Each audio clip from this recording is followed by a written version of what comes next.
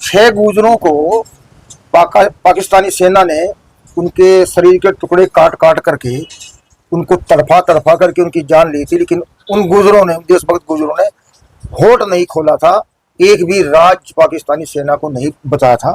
उनके नाम है। स्वागत है आप सभी का। मैं आपके साथ मुस्तफा चौधरी और मेरे साथ इस वक्त मौजूद हैं वरिष्ठ पत्रकार बलबीर तोमर।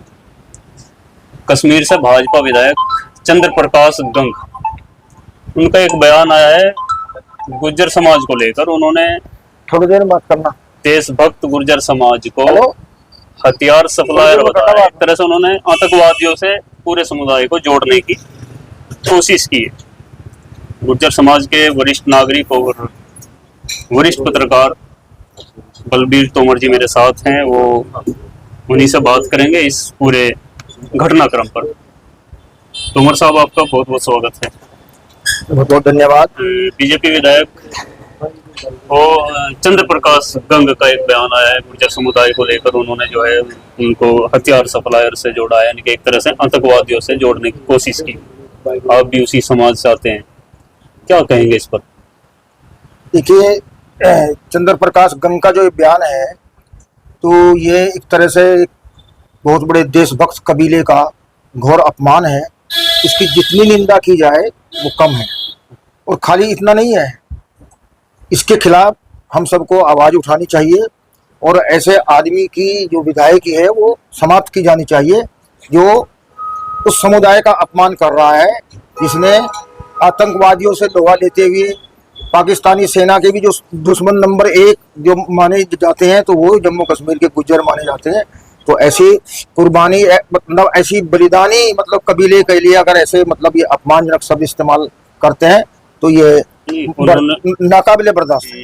बीजेपी विधायक ने तो आतंकवाद से जोड़ने की कोशिश की है, आप उनको देशभक्त बता रहे हैं, तो क्या कोई उदाहरण आप दे सकते हैं उनकी देशभक्ति के? देशभक्ति के इतने बड़े उदाहरण हैं कि उसके ऊपर बहुत सारे ग्रंथ लिखे जा सकते हैं और उसके ऊपर बहुत सारी फिल्में बनाई जा सकती हैं। फॉर एग्जाम्पल, हमारे अखिल भारतीय गुर्जर महासभा के 8 साल तक अध्यक्ष रहे बाबा अब्दुल गनी साहब। भारतीय सेना के वो बहुत बड़े सहयोगी रहे हैं और थल सेना अध्यक्ष जनरल रैना, अगर वो कभी दिल्ली आते थे उनसे मिलने, तो वो उनके साथ बैठकर खाना खाते थे। उस आदमी को पाकिस्तानी सेना ने वो उनको गिरफ्तार कर ले गई थी और जाकर के जेल में बंद कर दिया था।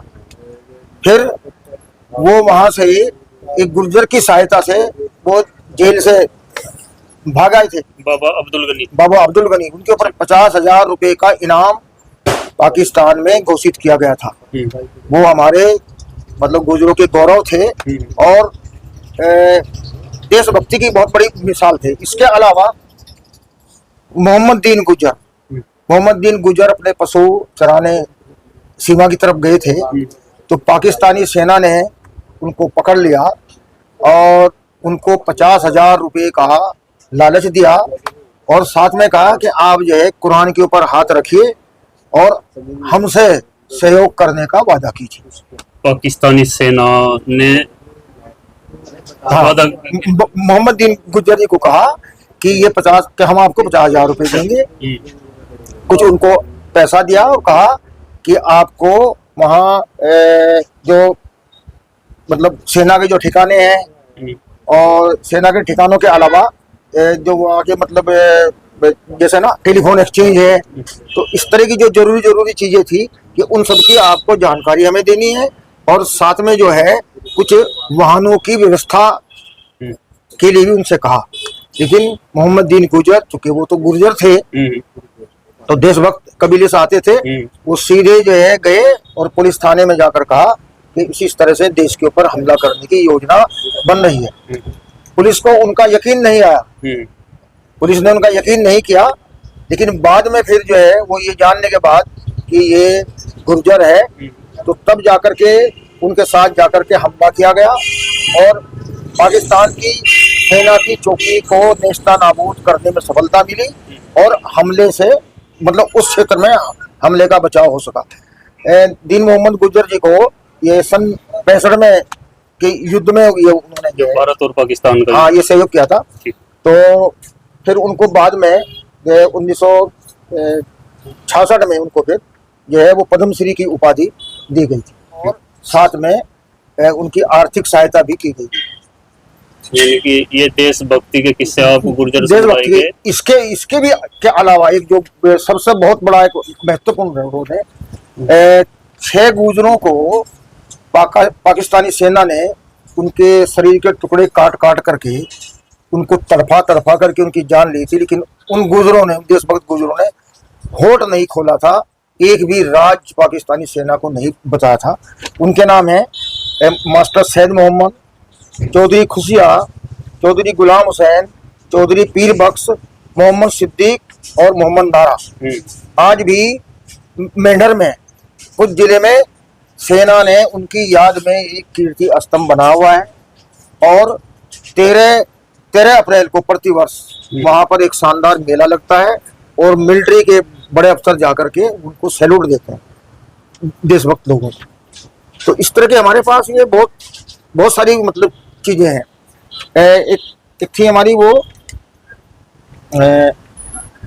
पद्मश्री माली गुजरी, तो इन्होंने हाँ, तो सन 71 के युद्ध में इन्होंने सेना की इतनी मदद की थी, क्योंकि ये जानते थे ना ये तो अपने वो गाय भैंस बकरियां लेकर के उधर जाते हैं चराने के लिए, तो सारे मतलब जितने रास्ते हैं हाँ, तो ये सब मतलब वाकिफ है। तो उन्होंने सेना की इतनी मदद की थी कि बाद में फिर जो है सेना के अफसरों ने खुश होकर के केंद्र सरकार से मांग की कि इनको माली गुजरी जी को जो है सम्मान दिया जाए। उनको फिर सन 72 में उनको पद्मश्री की उपाधि दी गई। तो इस तरह के हमारे बहुत सारे उदाहरण हैं, कई सारी मतलब किताबें हैं जिनमें ये उल्लेख है कि गुजरों की ने कितनी सारी कुर्बानियां दी हैं जम्मू कश्मीर को सुरक्षित रखने में। आपने बहुत सारी गुजरों की जो है कुर्बानियां बताई, किस्से सुनाए, लेकिन इसके बाद भी बीजेपी विधायक का आतंकवादियों से गुर्जर समुदाय को जोड़ने के पीछे मकसद क्या हो सकता है? नहीं, ये तो उसकी कुछ दुर्भावना है या कोई उसके मतलब पूर्वाग्रह है जो वो इस तरह की बातें कर रहा है बाद में। और इस पर भारतीय जनता पार्टी की तरफ से कोई प्रतिक्रिया ना देना, उनके खिलाफ कोई एक्शन ना लेना, हाँ, तो कैसे देखते हैं आप? नहीं, तो ये बहुत दुखदाई है, ये तो होना नहीं चाहिए ना। एक ऐसे कबीले का, अरे भाई कोई व्यक्ति खराब हो सकता है, लेकिन हमारे पास तो हमारे जो जम्मू कश्मीर के बहुत सारे विद्वान मित्र हैं, उनसे हमारी बातचीत होती रहती है, मिलते हैं हम एक साथ भी। तो एक आध कोई किस्सा ऐसा भी हुआ है कि कोई आदमी बहकाव में आकर गलती होगी तो लोगों ने उसका बाइकाट तक किया है, क्योंकि ये वो हमारे खून में ये चीज नहीं है, देश के साथ गद्दारी करना, ये हमारे कबीले का मूल गुण है। तो कोई आदमी अगर इस तरह की उंगली उठाता है, उस देशभक्त कबीले को कोई बदनाम करने की कोशिश करता है, तो ये तो अति निंदनीय है, इसको कभी क्षमा नहीं किया जा सकता। लेकिन भारतीय जनता पार्टी ने तो गुर्जर समुदाय को जो है राज्यसभा तक भी पहुंचाया है, गुलाम अली खटाना को मनोनीत किया है और वो अपनी पीठ भी थपथपाती है। हाँ, नहीं, चलो खैर, वो एक अच्छा काम है कि उन्होंने मनोनीत कोटे में है और जम्मू कश्मीर को मतलब प्रेजेंटेशन दिया, वो रिप्रेजेंटेशन दिया और गुलाम अली खटाना जी को उन्होंने राज्यसभा में भेजा है। तो मैं समझता हूँ इस मुद्दे पे तो गुलाम अली जी को आगे आके बोलना चाहिए। थे बलबीर तोमर जी, जिन्होंने कश्मीर के कुछ गुर्जरों की कहानी और देशभक्ति के किस्से सुनाए। आप क्या सोचते हैं इस वीडियो पर? अपनी राय कमेंट बॉक्स में दें और चैनल को सब्सक्राइब करें। धन्यवाद।